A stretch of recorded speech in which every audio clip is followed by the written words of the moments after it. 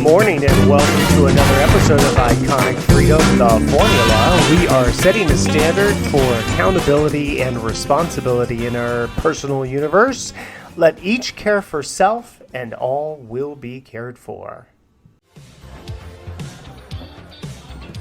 Rachel, sweetheart. Hi. I have someone I want you to meet. Grandma Rosie. Oh, hear me out. His name is Zach. Zach. And he's a painter. And he is very creative.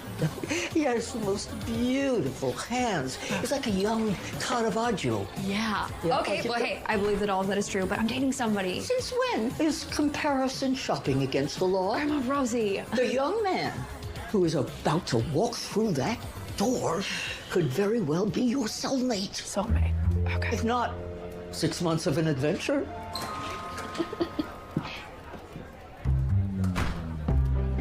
You. You? I take it you've met before. Yep. He's the reason we don't have Goldberg's Sufganiot. Really should watch where you're going. It was a zoo down there. I was busting my tuchus to get the train to Montclair. Well, dropped your little thing. Wow, these are my Dungeons and Dragons dice. Cool. They're limited edition dodecahedron dice gifted to me by an OG level 20-hour druid. He also gave me this vintage case. Anyway, I'm going to go for a lap. Thanks for the ride, Zach. Wait. He drove you? Why did he drive you, Grandma? Wow.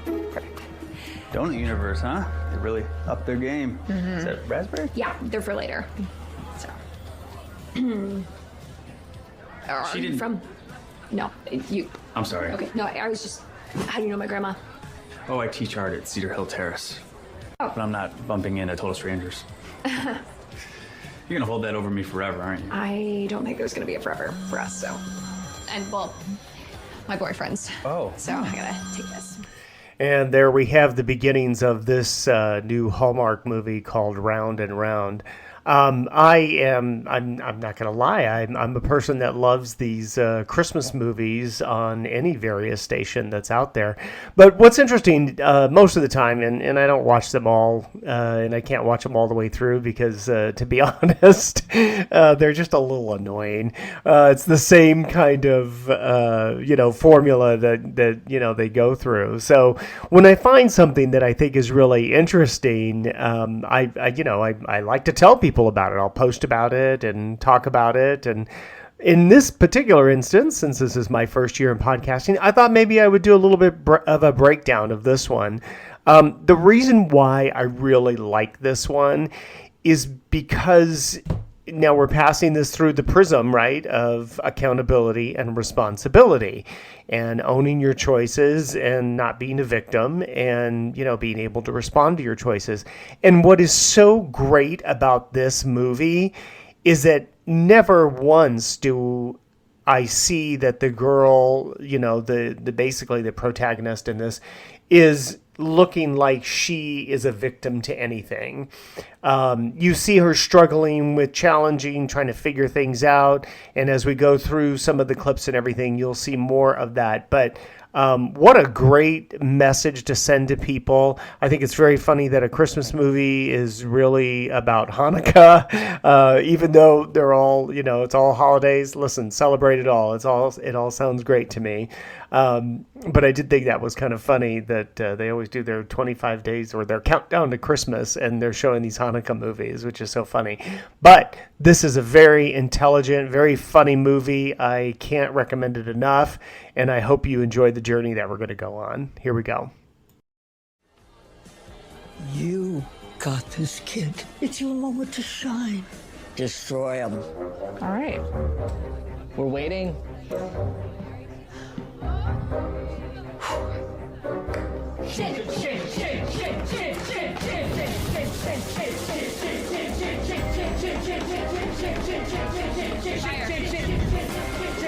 Yeah, you're on fire. We get it. No, the curtains are on fire.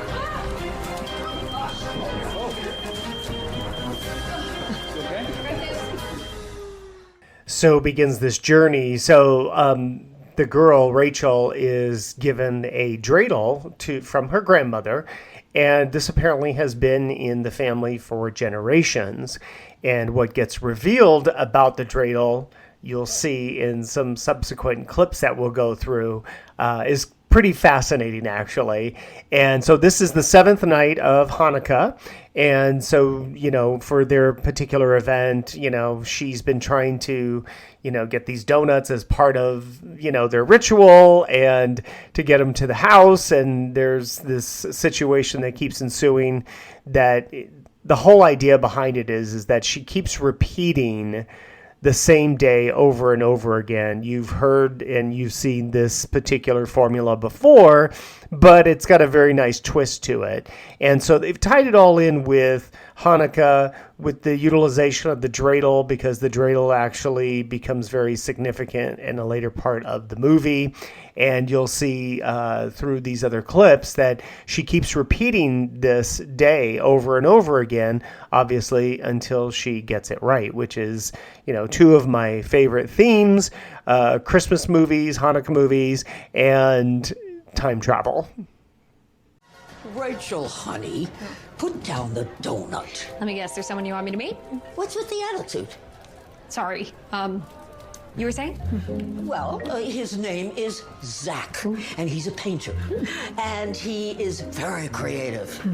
He has the most beautiful hands. He's like a young Caravaggio. You? Hey. So you two have met before? Funny story. We bumped into each other at the train station. Yeah, actually, she's being polite. It's my fault. I was rushing to catch the train, and then we slammed into each other, and powdered donuts flew everywhere. Yep, then he ran off and forgot this. My dice protector. Yeah. Thanks. So, you left her there all alone? Yeah, he had to come pick you up. How did you know that? The train to Montclair. You two arrived together? Math. So that's how we met. It sounds like a nice meet-cute. Grandma, I'm seeing someone. Oh, it's funny. I just don't seem to see anyone. I'll just leave you two to get better acquainted. Thank you. Thank you.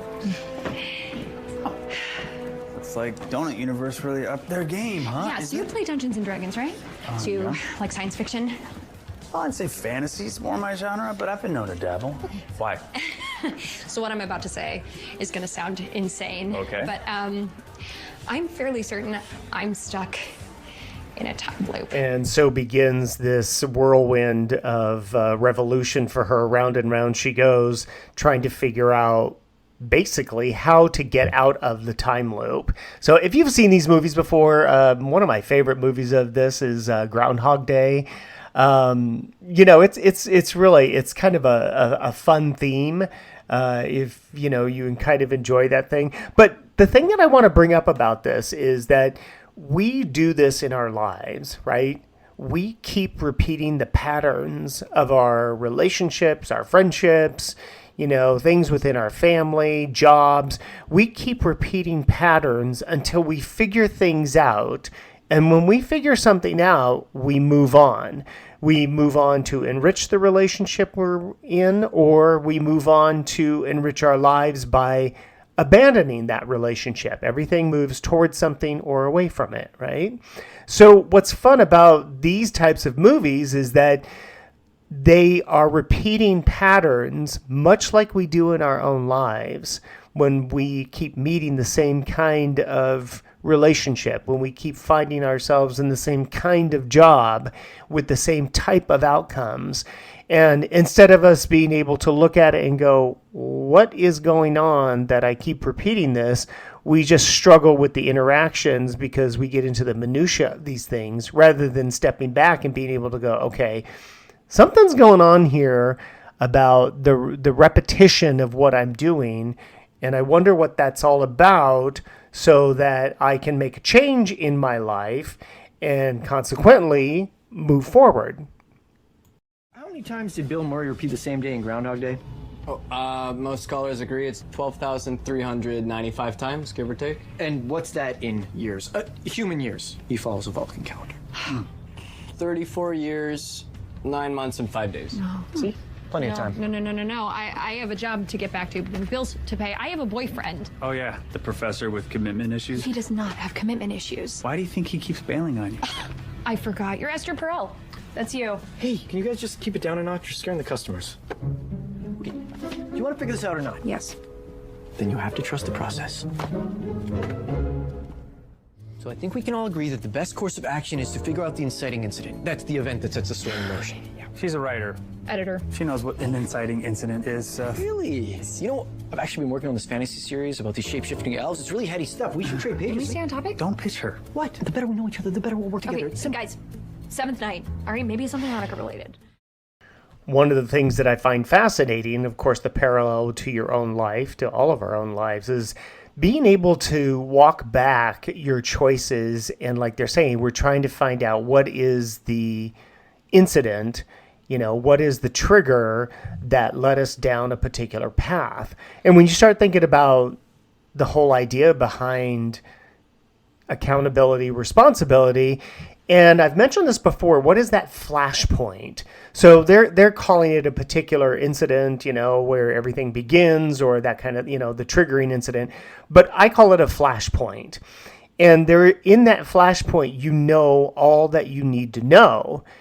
The decision that you're making then is, do I keep moving forward to get more information where the answers and the sound gets louder and louder to me?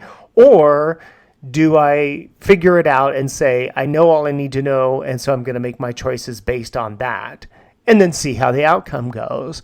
So this is a piece that we've talked about a little, but I haven't expounded upon this too much. But the idea of understanding where your flashpoint is, the more you get in touch with your body, the more you're paying attention to your own internal authority. And then when you have these moments, these inciting moments, then you're able to say, this is the moment that I need to decide. Which way do I go? It doesn't have to be something huge like buying a house or getting a relationship. It could be anything. You could be driving down the road and all of a sudden you have an idea, oh, I should turn here instead of turning there. And you do it and you find out that you've avoided a traffic accident. We're closed. Okay, yeah, okay, could be. Hannukah, miracles, Right. lightness over dark. Getting the foil off the chocolate Can we gelt. please stay on topic? What? I'm begging. It's really hard to do, and it's really important to Hannukah. Ridiculously yeah. hard. Is You it? get chocolate under your Ridiculously hard? fingernails. This is brainstorming. There's no bad ideas in brainstorming. Yeah, he's right. Okay, speed round. Favorite Hannukah traditions. Go. Me? Yes. Lighting the candles. Spinning the dreidel. Not to be confused with spinning the bottle, which is also a good time. Nobody's gonna confuse that. Okay, the first night, when it was my turn to spin, I used an antique dreidel my grandmother gave me, and then the curtains caught on fire. Like immediately? Yeah. Inciting incident. Do you think it's related? I think we need to get our hands on that dreidel. Okay.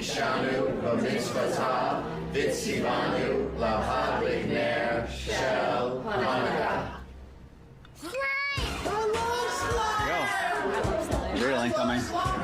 Happy Hanukkah! Oh, what could this be? I was just waiting for the right moment to give it to you. Thank you.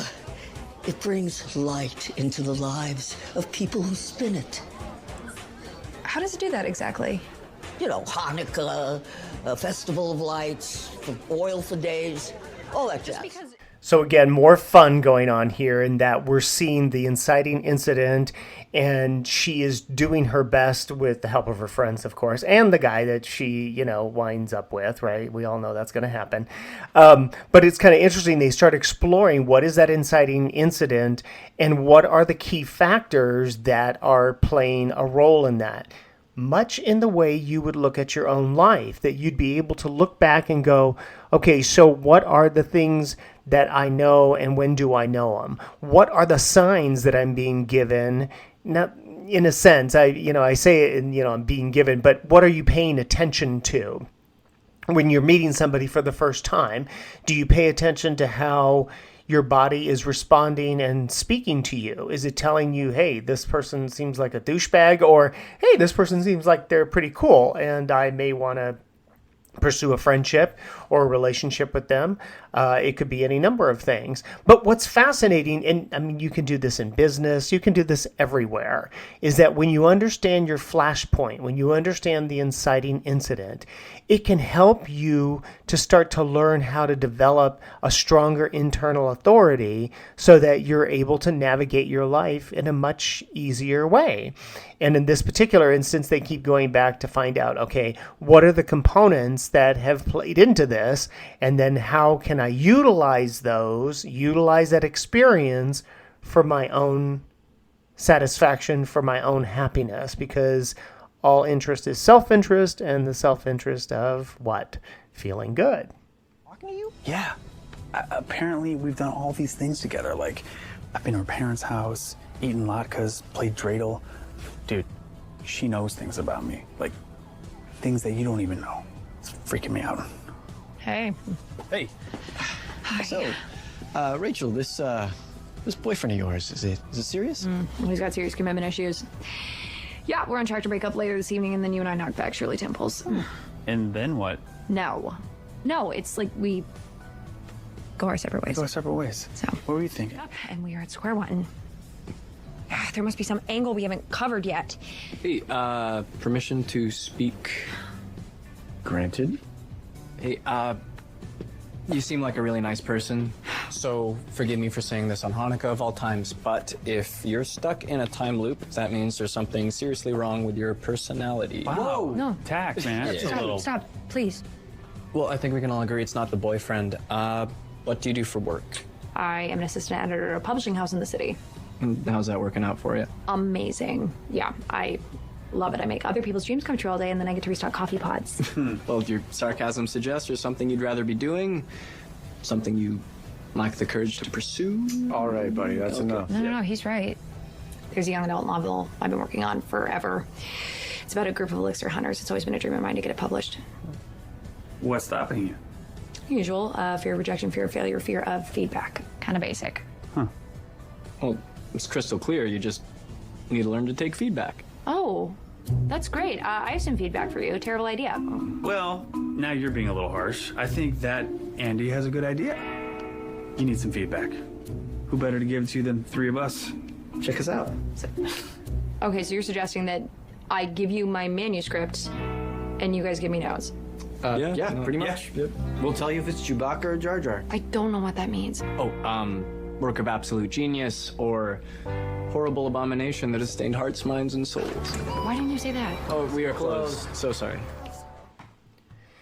And once again, so the way this is all running, it's running like it would in your own life. She starts exploring, what are all the things that are going on in my world? What are the things that are holding me back? This is where we all take inventory of ourselves. We start looking at the things that we might be doing, the choices that we're making.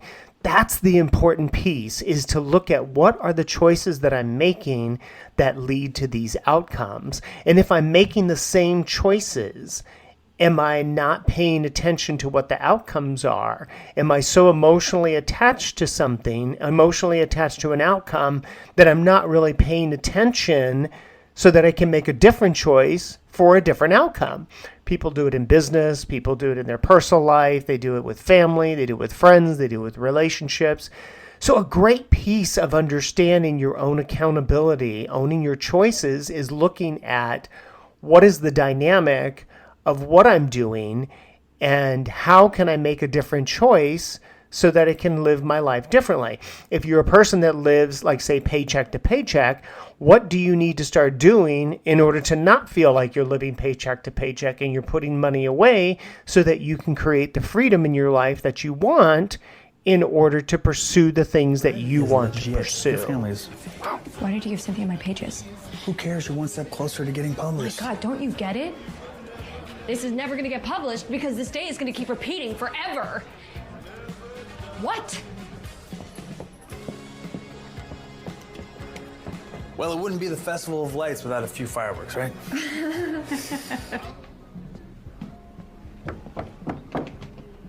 Hi, you, seem quite upset. Do you feel like talking? Come on, out with it. I feel like I'm stuck in this massive rut. A rut I didn't even know I was in, and no matter how hard I try, I can't seem to move forward. You ever felt like that?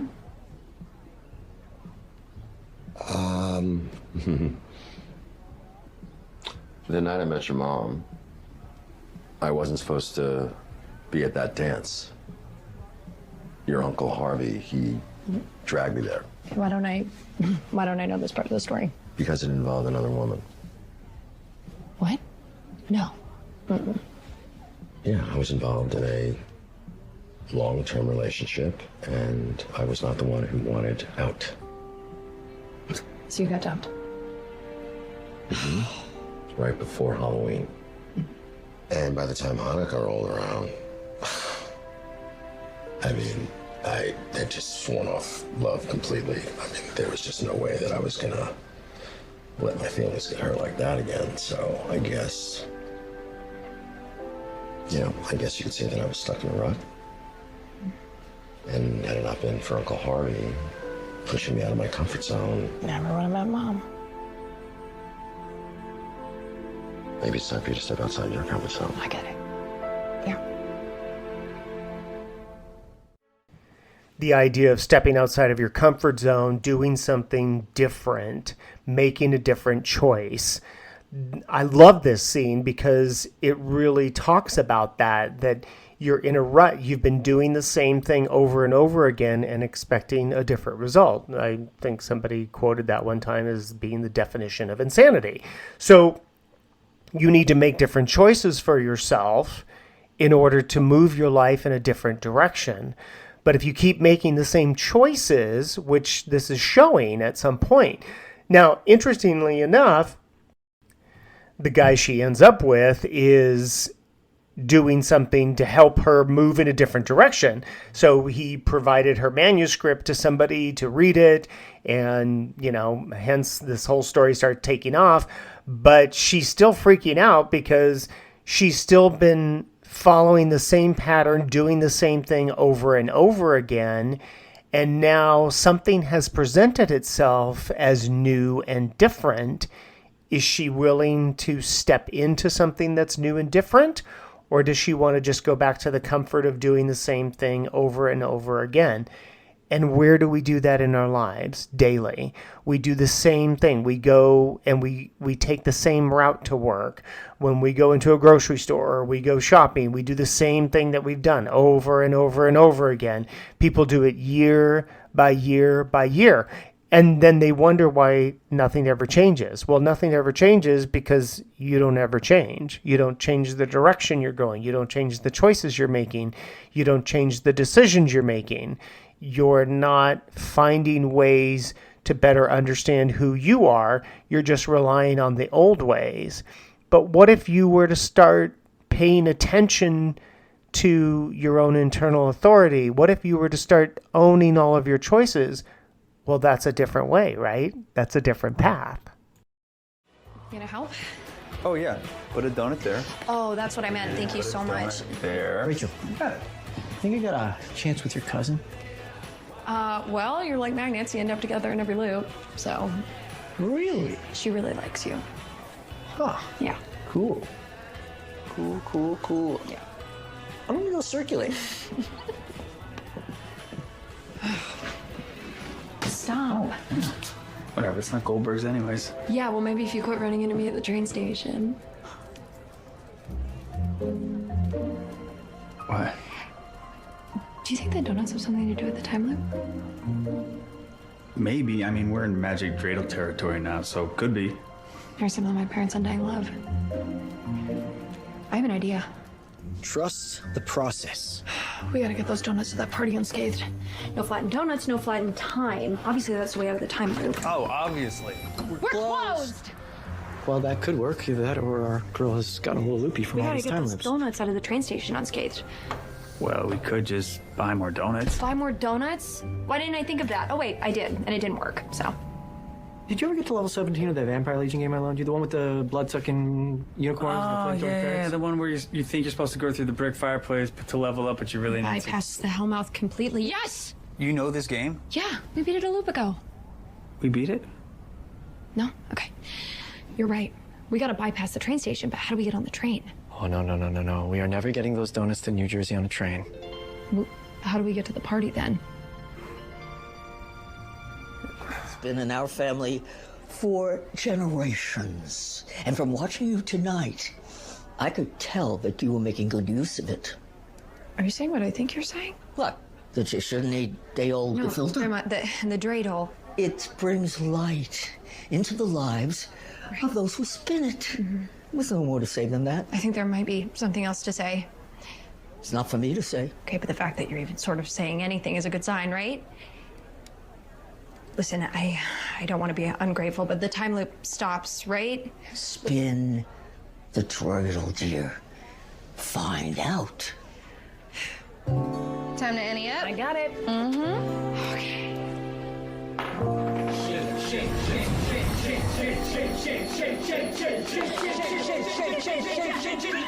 Oh my God, Wow, winner. Talk about beginner's luck. won it all. Okay, come on. Don't be shy.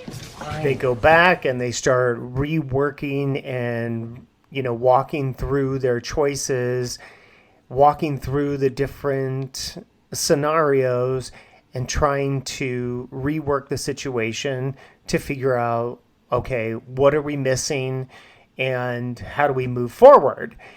And then, of course, again, the grandma's there and they're talking about the dreidel and the significance of it. And what's interesting, she makes this comment where she says, but eventually it's going to stop, right? The loop is going to stop. And the grandma says, just spin the dreidel.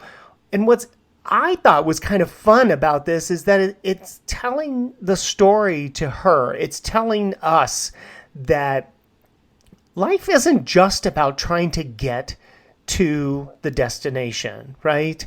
You saw that in the Polar Express. You remember the movie The Polar Express? Destinations, those are definitely places where we want to go, but are we so focused and attached to an outcome that we can't see all the magic that life is providing for us, presenting to us, where we could grab the brass ring differently? That we don't necessarily need to be on the horse that goes up and down on the merry-go-round. We could be on a horse that's just stationary, but it still obviously gives us the opportunity to grab that brass ring. Or we can get on the one that keeps moving, or the sleigh that's on the merry-go-round of life. That kind of stuff. I mean, I know these are kind of cheesy examples, but you kind of get the point that it's not just about getting to the destination, but it's the journey and the fun of the journey. My parents said that to me my entire life. My dad would say all the time, it's about your journey. It's not about getting to the end of everything, not about getting to the end of life, but the journey that you take in this life. Yes! Yes! Okay, yeah! Okay. Yes. Wow. Oh, glad to see you finally. I am so happy to be here! Oh, me too.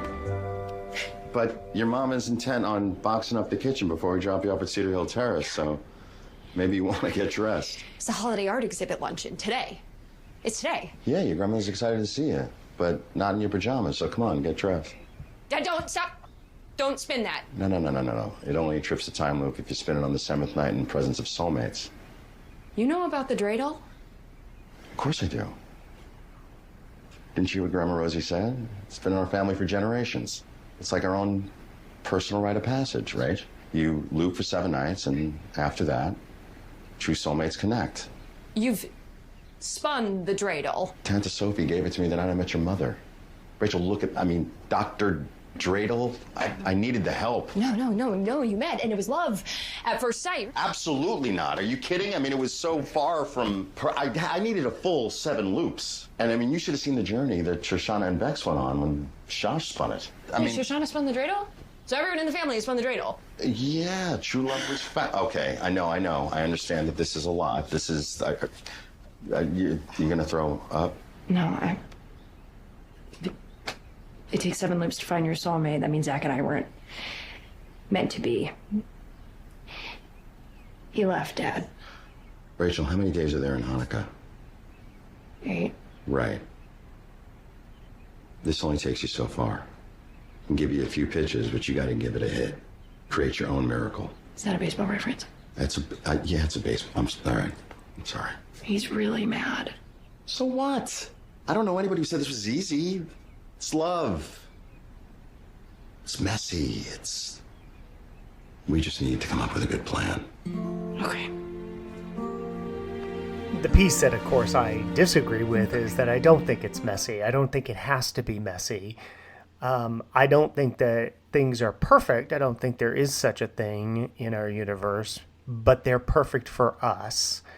I remember hearing a statement one time from a movie that said, just because I don't make you happy doesn't mean I don't want you to be happy.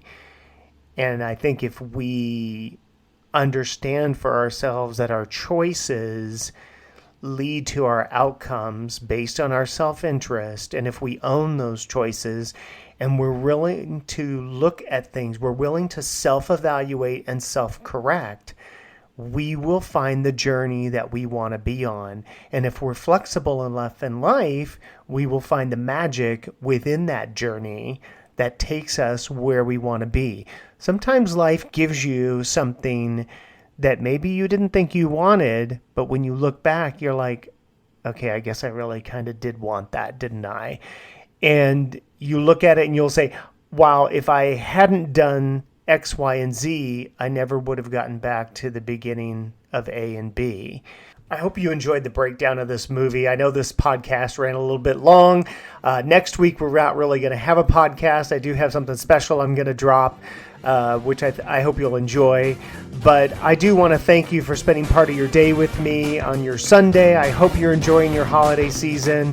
If you get a chance, take a look at this movie called Round and Round.